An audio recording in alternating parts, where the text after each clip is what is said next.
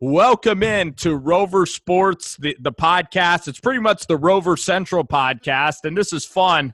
I hope that we can even do this a lot of Mondays. We got Jetscentral in here. One of the best YouTubers out there is JC. He's got a big night tonight, but by the time that most people see this video, we're going to be analyzing the Sunday games. And JC, how was your football Sunday yesterday?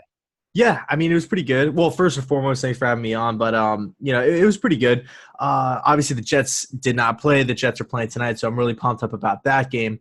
But there was a bunch of crazy games, Baltimore, Seattle. We saw Buffalo, Miami. That was kind of a little bit of, a dogfight. Nobody was really expecting that.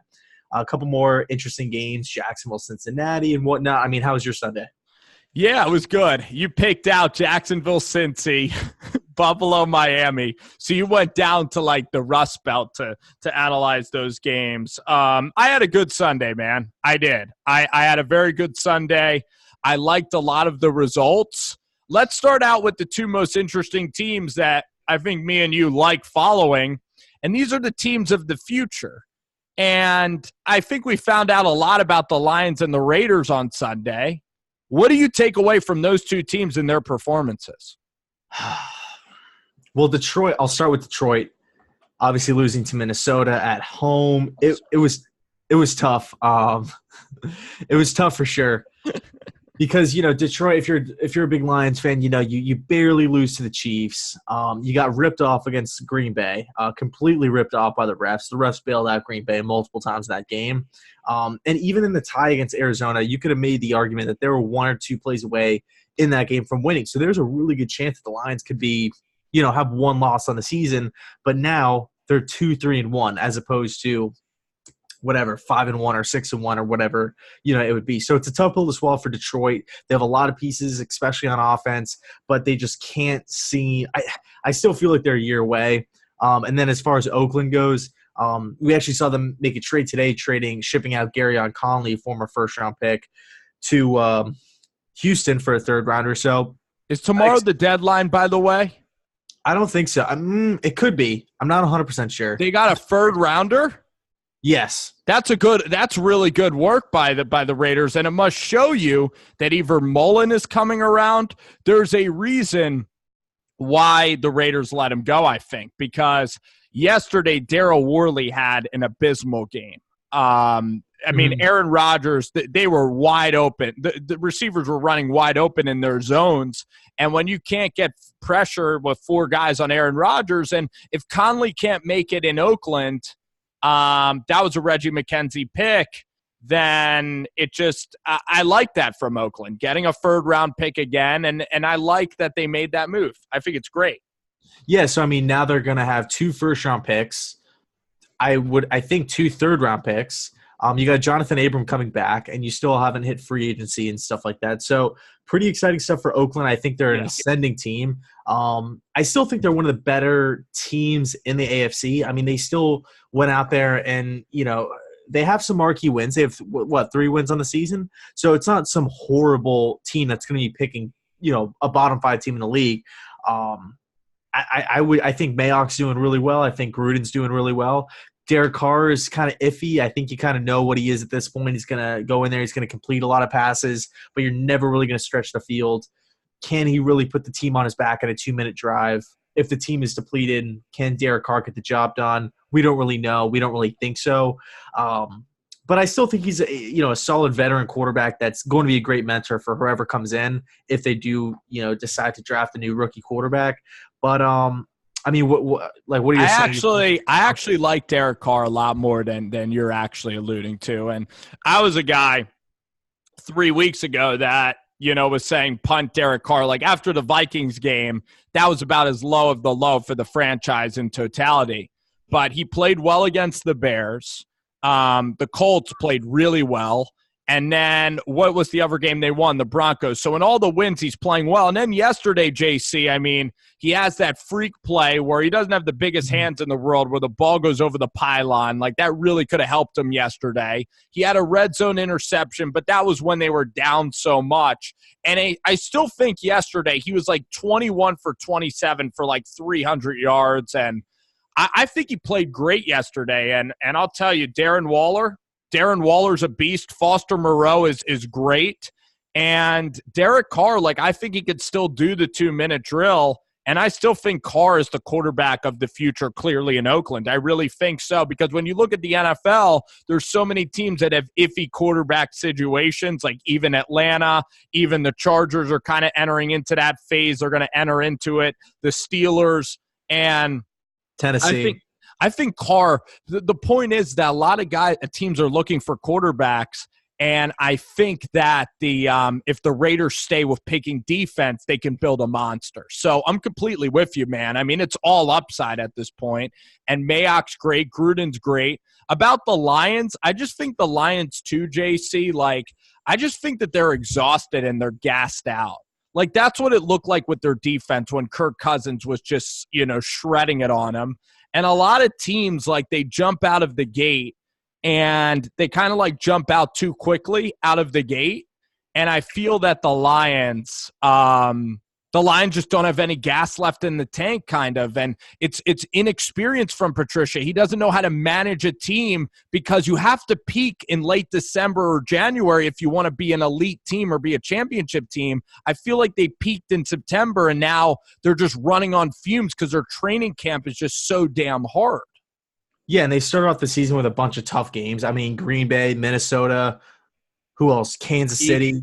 At Eagles. Yeah, in Philadelphia. So the NFL schedule makers didn't really do them any favors. But, I think Oakland's trending up. I think Detroit's kind of shaky. They're kind of 1 foot in, 1 foot out of the door. They're still a solid team. For this year, I think that Detroit will be, because of that division being Murderer's Row, it will be like a 7-9 team. But I think Patricia now has established that he's the guy, because the way that this team's improved, I mean, they took Kansas City to the wire, should have won that. Packers again. And I just think there's so many teams, JC, that they need to learn how to win, right? They need to learn how to finish games, and that's just part of growing pains as a franchise. Well, okay, let me ask you this, because I agree with you. I pretty much agree with every one of your, the points that you made about Detroit. If you were Bob Quinn, what would be the plan of attack in the offseason? Plan of attack. Great question. Because they have a lot of pieces. They got wide receivers. They got a solid running back room. You got Stafford there. He's obviously owed a bunch of money. You got some playmakers on defense, a couple first-round picks on the O-line. What would you do with that team? How would you make them compete? I think that the team actually needs, other than Trey Flowers, it needs another elite edge rusher. So I'm going edge rusher for the Lions. Their linebacking core, I think, is fine. But I'm still attacking the D-line. I think this D-line, I think they'd love to rush 4 guys. So if we get another edge rusher with like a Flowers, that's going to be really nasty. And then I think you need like a safety. I don't think they have good safeties back there in Detroit. So I would really analyze defense. And then you talk about Kerryon Johnson. They need a complementary back like you were talking about. So, Chuba Hubbard is one of the guys I watch, but like they need a thunder and lightning. You need a guy who can hit a home run, and Kerryon just can't do that. Well, let me ask you this. Here's a guy who could be on the trade block. You could probably get him for cheap for Detroit to come in and be that third down kind of change of pace back. Kenyon Drake from Miami. Would you trade like a 4th-round pick for him? I don't know if I see too much with Drake, though, because remember at Alabama, he was a punt returner and he has fumbling issues. Mm-hmm. But he's better than what they have now. It's an interesting decision. I would have to watch more Drake film. Like, I'm 50-50 on it. You think that would be a really good move? I think it would make the team better. Okay. Sure. Yeah, and Drake's a pretty solid player. What do you think about A.J. Green going to Buffalo or Emmanuel Sanders? What do you think that the Bills should do? I think Emmanuel Sanders makes a lot of sense. A.J. Green, I just don't think that Cincinnati's going to trade him. I think it is what it is at this point. If I was Cincinnati, I think I would trade him. I'm not so sure he's going to re-sign with them. I mean, from the outside looking in, that's kind of how it looks. They're a winless team with not a lot of talent. But I do like kind of the foundation that they have in place. They have some nice young players in Mixon and, guys like William Jackson and stuff at corner. Jonah Williams coming back, obviously. But, if you're A.J. Green, it's going to be kind of one of those things where it's like, do you sign a big money long-term deal with like your hometown, pretty much like the team that gave you the chance, or do you kind of want to play for legacy, kind of play for, possibly a playoff team immediately and go sign with Indianapolis, go sign with the Buffalo, go sign with, one of these teams that's kind of on the cusp and possibly can make, a big run. Carolina maybe. On the open market too, I mean, wide receivers, I don't think they win you games in this league. You look at the Eagles and you think they had this amazing offense and they don't really win. I look at Cincy too. I want to keep that cap flexibility. I want to get some defensive linemen. I want to get an edge rusher, a linebacker. But here's the thing. And I didn't mean to cut you off, but here's the thing about the Bengals. And I've always said this about Cincinnati. Everybody always makes fun of me about, my love for Marvin Lewis. Everybody thinks I'm nuts. But the one thing that I really like what Marvin did was he drafted well. He never got – no free agents ever came to Cincinnati. Reggie Jackson and then who else? Pac-Man Jones. Those are like the only two free agents that I could think of that came to Cincinnati. I mean, all the good players throughout the years were draft picks. Everybody on that defense, with Vontaze Burfict, all these different guys. Drake Patrick. Atkins, Minter. All of them. Linebackers. All of them. Yeah. They're all picked by Marvin Lewis. And, everybody on offense, even like those great teams with Mohamed Sanu and Marvin Jones, A.J. Green, Tyler Eifert, you could go down the list. Jeremy Hill was decent for a couple of years. Andy Dalton's second-round pick comes in the building, immediate starter, and had some success. So Cincinnati is not a free agent destination. I don't think anybody's really excited to go to Cincinnati. I don't think the owner really likes paying big money contracts anyway. Yeah, that's a good point. I mean, I don't know why, because don't you have a salary cap that you have to hit anyway? You do, but I mean, can you think of any free agent? I think their biggest free agent signing this year was Bobby Hart. Or Cordy Glenn. Yeah, but that was a trade. That was a trade. Yeah, I get what you're saying, but if you have a lot of money and you're ready to start being like a pretty good team,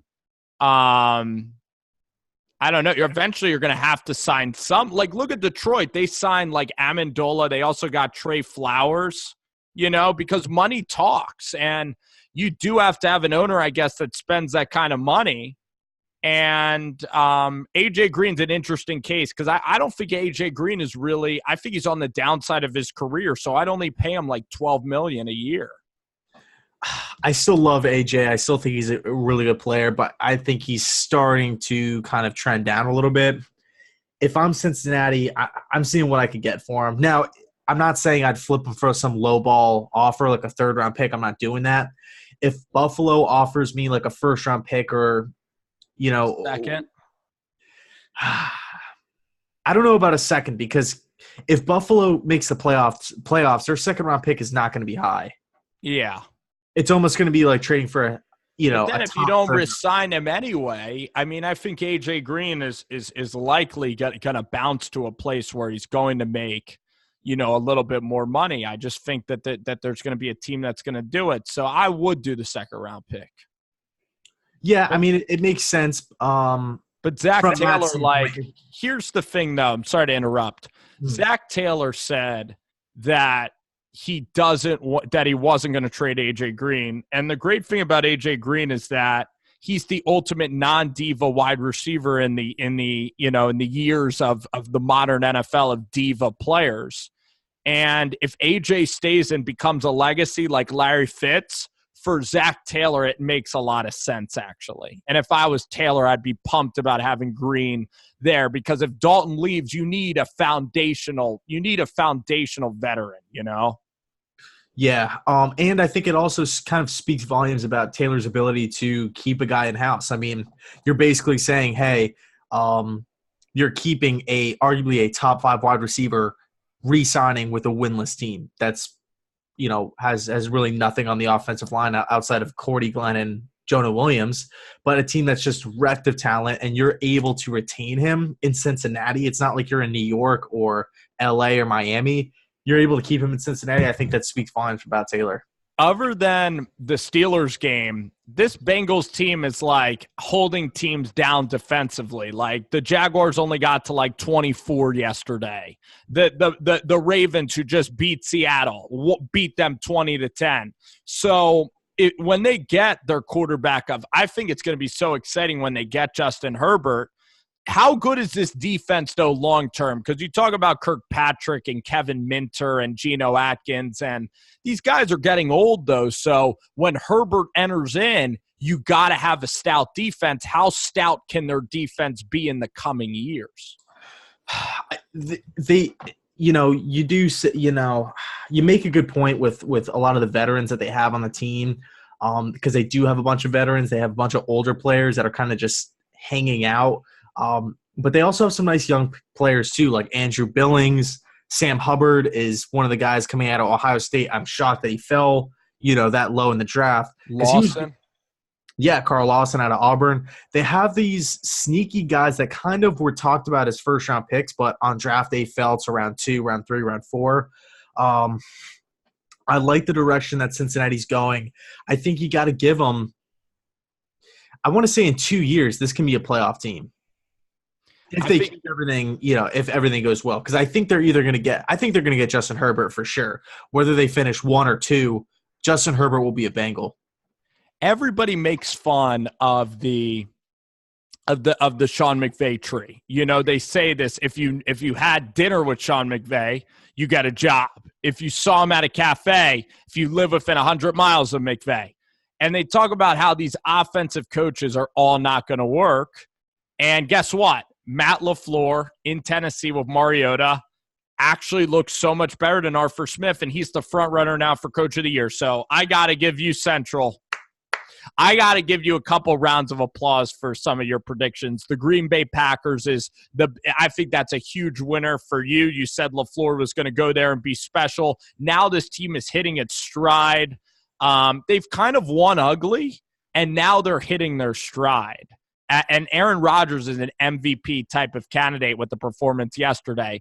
Then you look also around the league, LaFleur, Zach Taylor, but Kingsbury's doing all right. Kyle Shanahan's from the McVay tree as well, like all these young offensive coaches. But I guess what I was going to say to you is that just the Packers look great, the Saints. Who are your power rankings in the NFC then right now? Okay, so what do you want? Top 5 or top 6? Top 6. Okay, cool. In the NFC, I would probably say the number 1 team in the NFC is the Saints. Number 2 is the Packers. Number 3 is the Seahawks. Number 4. Number 4. It's a toss-up between – number 4 I'll give the Niners. And number 5, I'll say, I guess it's kind of a toss-up between the Vikings, Rams, and Cowboys. I'll say Vikings. Okay, so Dallas is way down your list. Wait. Okay, so I still have – okay, so since we're doing 6, I still have a 6th one. I'll take the Rams over Dallas. What? So Dallas is not – but Dallas is probably going to win. Do you think it's going to win the NFC East then? Dallas will win the NFC East, yeah. Because the Redskins and the Giants aren't doing anything. So they are going to be hosting the either Vikings or the I mean, unless you think – do you think that the Seahawks can catch the 49ers in the West? Or do you think the 49ers schedule is just set them too easily to win? I have to look at the 49ers schedule. I don't know really who they play down the stretch. Yeah. I'm taking the Cowboys at home over the Vikings or Seattle. I'm actually taking the Rams still over the Seattle Seahawks. Oh, okay. I'm not impressed with Seattle. I know they just lost to the Ravens, but they could have lost to the Browns. You even pointed out to me that they don't have much talent, but Russell Wilson's like kind of carrying this team, and I completely agree. My power rankings would be, I think, as much as I hate to say this, I think the Saints right now are number 1. I mean, what Bridgewater's doing, what Sean Payton is doing, like Teddy Bridgewater looks like a really awesome. He looks like a starting caliber guy. Like he looks even just as good as some of these rookies out here. Then I'm going 49ers too. That defense is just too good. Then number 3 in the NFC, I said Cowboys, Saints. Or no, I didn't. I said Saints, 49ers. I'll go Packers and then the Cowboys. So kind of your run of the mill, kind of rankings. Okay. Yeah. So sorry, go ahead. No. So you're not in on Minnesota. Minnesota will sneak in as a wild card, but Kirk Cousins, there's pretty much no chance they're going to win a Super Bowl. But the defense is not good enough, by the way, either. Yeah. The Lions hung a 30 on him yesterday.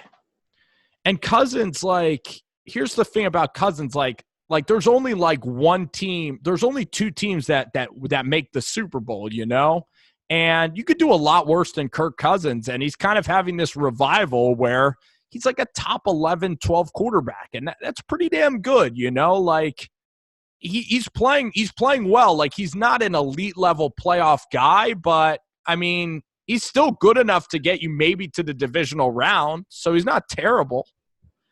I think I just think it kind of what the issue is with Minnesota, or not what the issue is with them, but the perception of Minnesota is that they have Diggs and Thielen, and they have all these different guys. Dalvin Cook is balling out this season. They have a defensive-minded head coach, and the defense should be playing better, and a bunch of studs on the D-line. And it's like we're paying Kirk Cousins to be that guy, and we still are underperforming, with this amazing team, and he still can't get it done. I think that's kind of where the frustration lies with the fans. Well, here's the thing, though, with Cousins, he has 12 TDs in the past, 3 weeks. He's playing great. And the point is he's the 8th highest paid quarterback, though, in the NFL. Who's making more money than him? Matt Ryan and Jared Goff, and we rarely hear those criticisms, though. Yeah, I know, but I think from a fan's perspective, they're saying, what more does Kirk Cousins need? Do we have to get him the Dallas offensive line? Do we have to get him, Bill Belichick? Do we have to get him Julio Jones too, along with this team for him to get it done? How much more can we give you to what quarterbacks would get Minnesota to the Super Bowl? I think, you just want me to start rattling them off? Yes. All right, Carson Wentz, Drew Brees, Patrick Mahomes, Deshaun Watson, Tom Brady. You think Deshaun Watson's you really think Wentz is taking them to the Super Bowl? Yeah, I think so. Wentz just got outplayed by Kirk Cousins. But if Carson Wentz was on the Vikings, I think it'd be a different story. The Vikings have 2 great receivers, and Kirk is actually doing great with them, but their defense, like you talked about, is so overrated. Well, I'm not and also the Vikings are going to have to, when they go to the divisional round, they're going to have to go play a Dallas defense that's better. The Packers are just a better team. Aaron Rodgers is the elite of the elite quarterbacks. The 49ers team is so much better than Minnesota. I think we're overrating how good Minnesota is. I really do. I don't think they're that good. They're okay, right? They're a wild card team, and that's it. And I think that maybe Mahomes, Aaron Rodgers, and Drew Brees are the only 3 guys that can do it. See, I think the Niners are the team that's overrated in the NFC. I think they have a lot of nice pieces, and I think it's a fun team to root for, and I love Kyle Shanahan, but I just still think they're a year or 2 away from being a force. I think it's way too early to say this is a top 3 team in the league.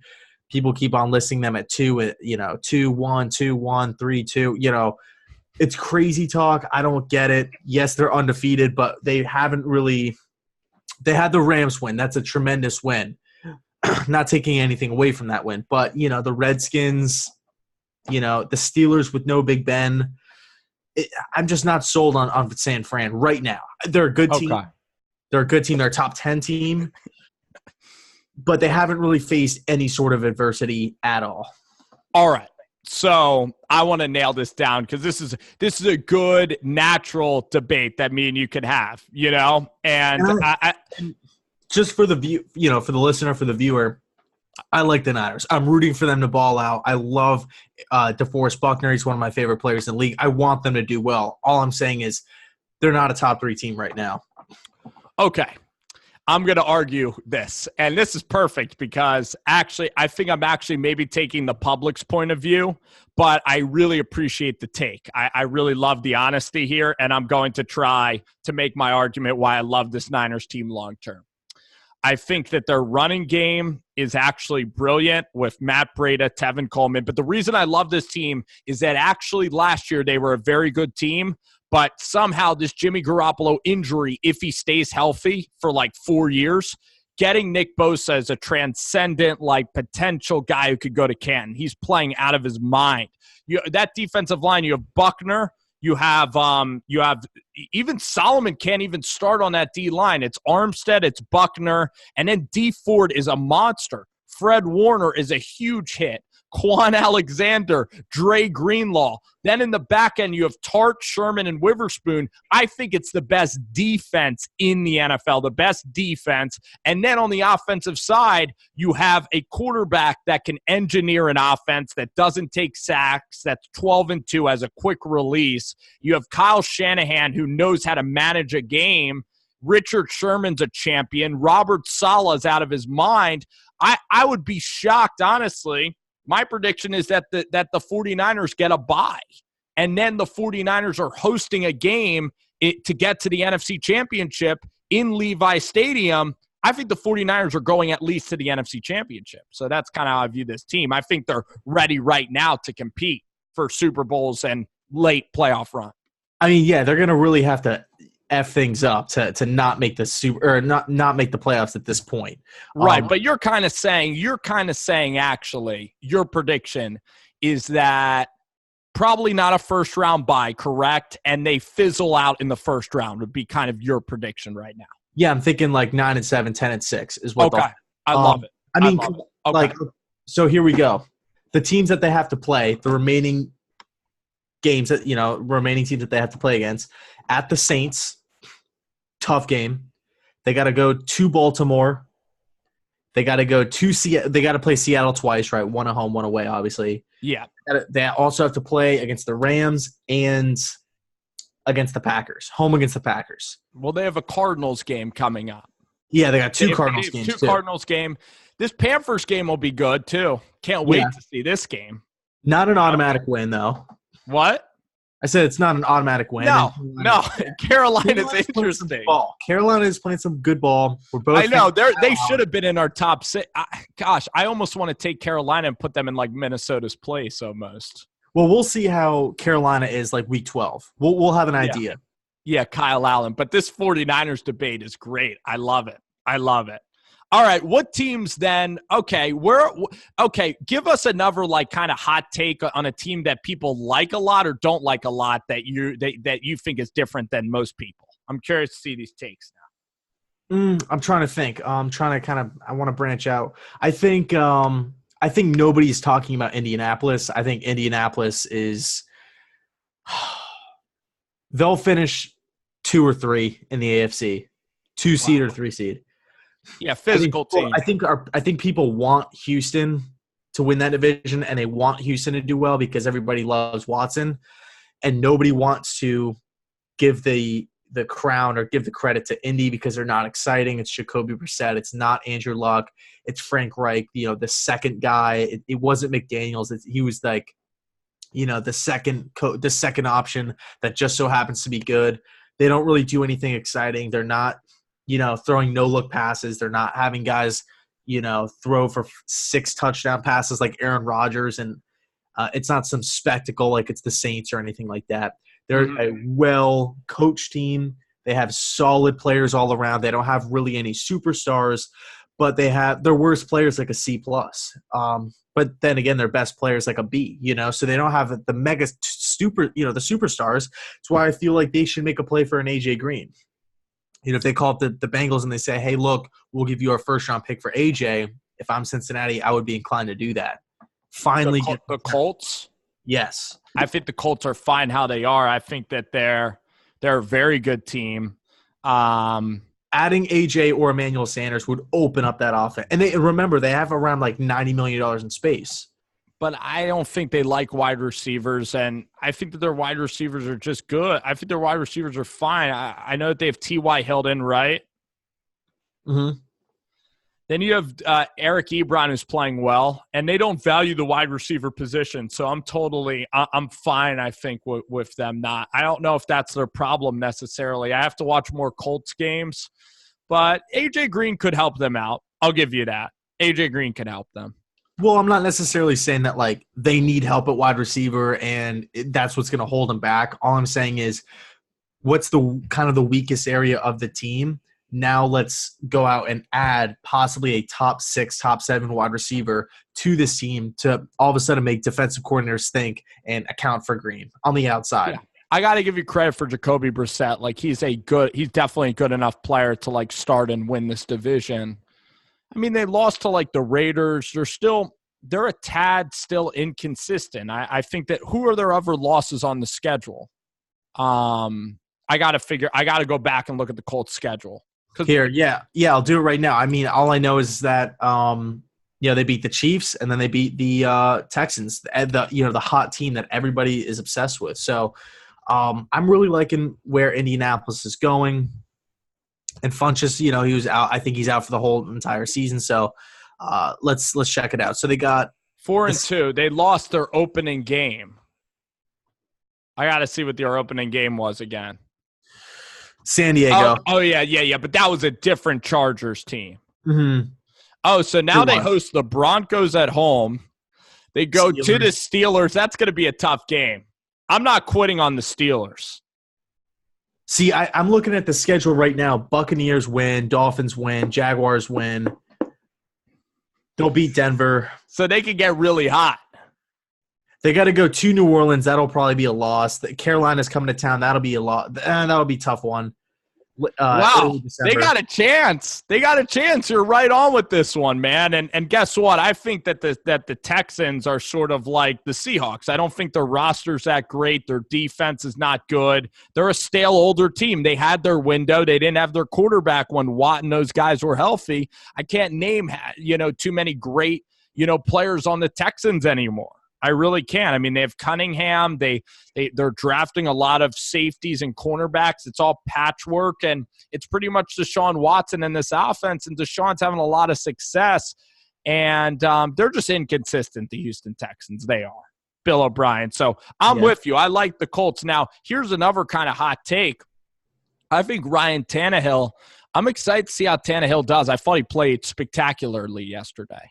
I can't wait to do a film review on Tannehill. So maybe the Titans, if their defense can continue to contend, maybe Tennessee can like kind of make a run and save Vrabel's job.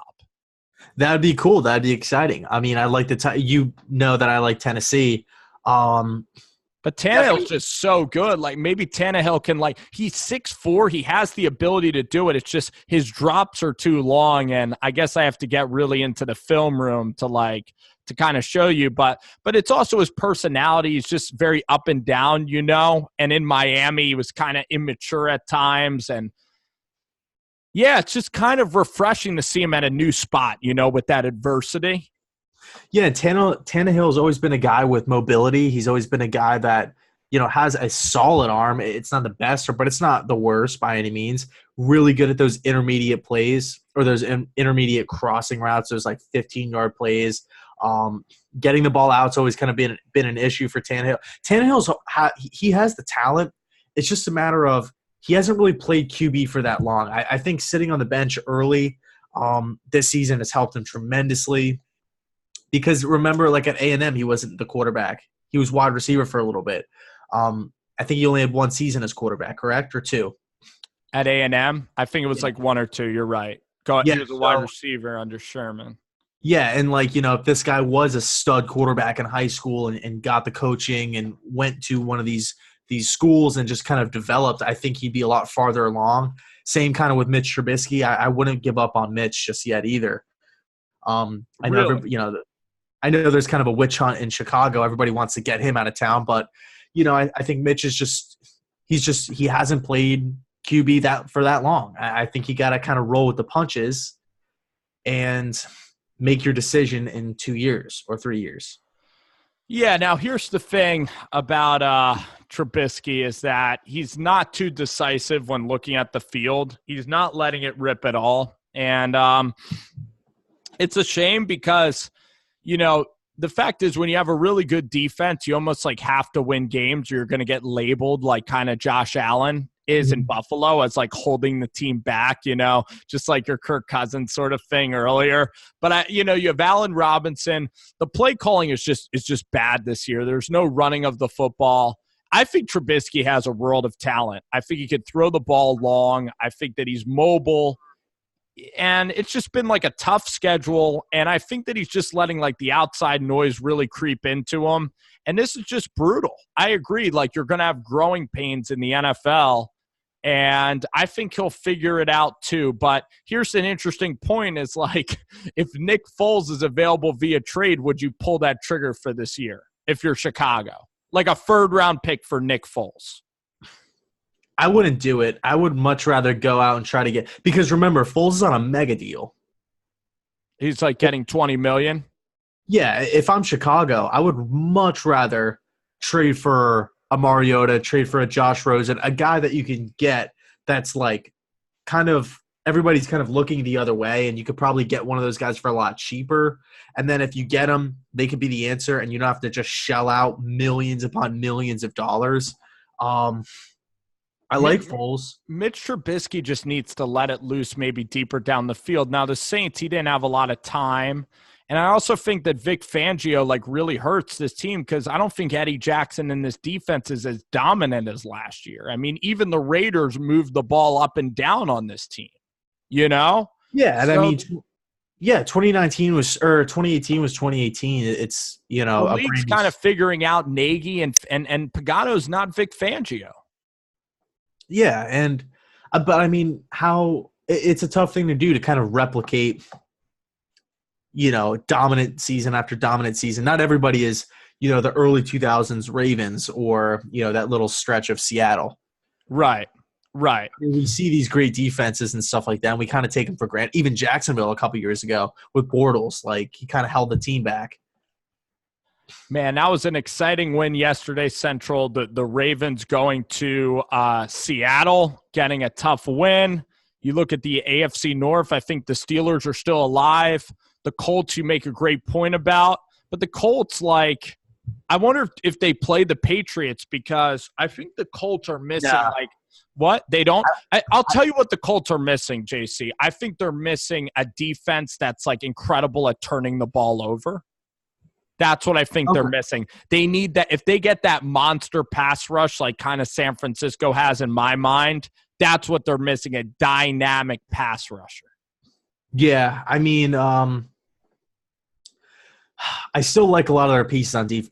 The Colts are like one of my favorite teams in the league, just of how they're coached, how they're put together, and how they're doing all of this with no – it's not like Houston where they're like panicking and they're like, oh my God, we need to trade for Duke Johnson. We need to trade for Garyon Conley, and we need to get Jadeveon Clowney out of town.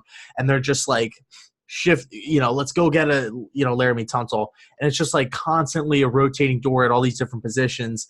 I like how Indy's just kind of building from the ground up saying, hey, we have $100 million in cap space. There's a ton of good free agents out there, Le'Veon Bell, CJ Mosley, all these different guys. But we know how to evaluate players. We can pick a guy in the third round, and he's going to come in and start games and be productive. It's beautiful. It's like it's the opposite of impulsive. It's the opposite of the Browns.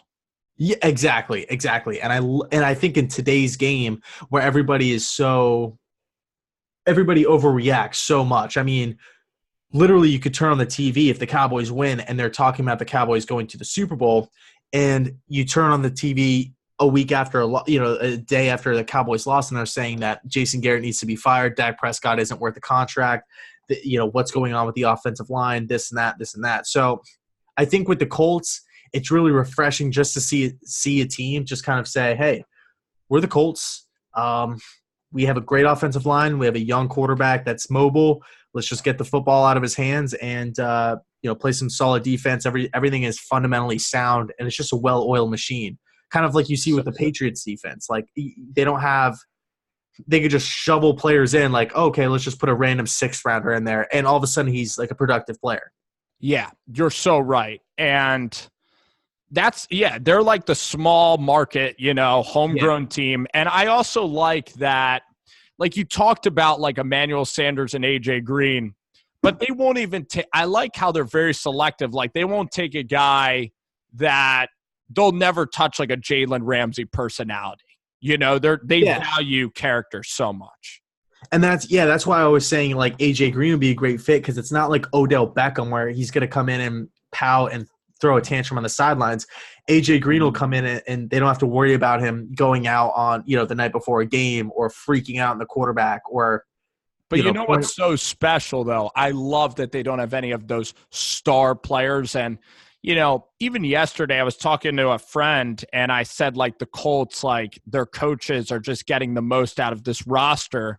And he corrected me and said they're actually really talented. They're just talented on like the O-line and D-line and spots you just wouldn't care about, So they are talented. And I like how they're under the radar, because JC, the teams that get pumped, to the top and where there were mistakes, the Philadelphia Eagles, they looked at Carson and they look at the receivers and think that they're going to be awesome. They look at the Houston Texans and the receivers. It's all about the quarterback and the receiver, Mm-hmm. Mm-hmm. And the Colts don't have that, and it's kind of fun that they're sneaking under the radar, Yeah, it's like everybody's zigging and they're zagging, but they're having success doing it, And it just shows you, like, I do believe coaching matters so much. Like, I look at Pat Shurmur in New York, and I bet, like, if you put, like, Frank Reich and Ballard in New York, they'd find ways to, like, use the Giants players. You know what I mean? And, like, make them respectable.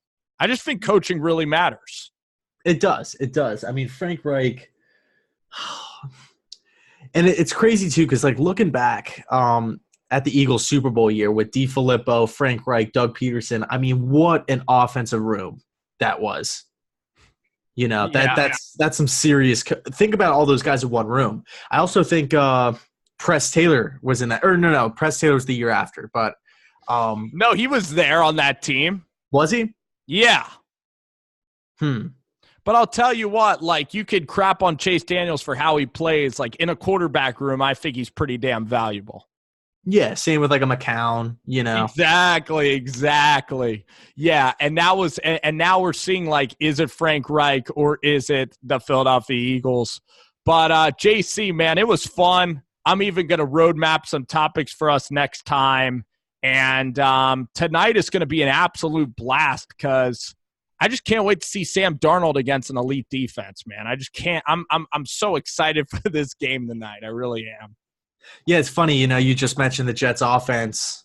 I'm more excited for the Jets defense, like by far. Like Greg Williams going after this Patriots offense. It's going to be fun. Can't wait for it. I hope we don't disappoint. Yeah, I think that they just should have kept Greg Williams, the Browns, maybe in hindsight. And yeah, it'll be low. I think it'll be low scoring. You never know what'll happen tonight. But Darnold, though, it has a lot. I mean, he really gets talked up a lot. Like, he's better than Baker Mayfield in all of this conversation. So we got a lot to talk about. JC, I want to make this a regular thing, and had a blast, man. Thank you so much. Yeah, man. Thanks so much.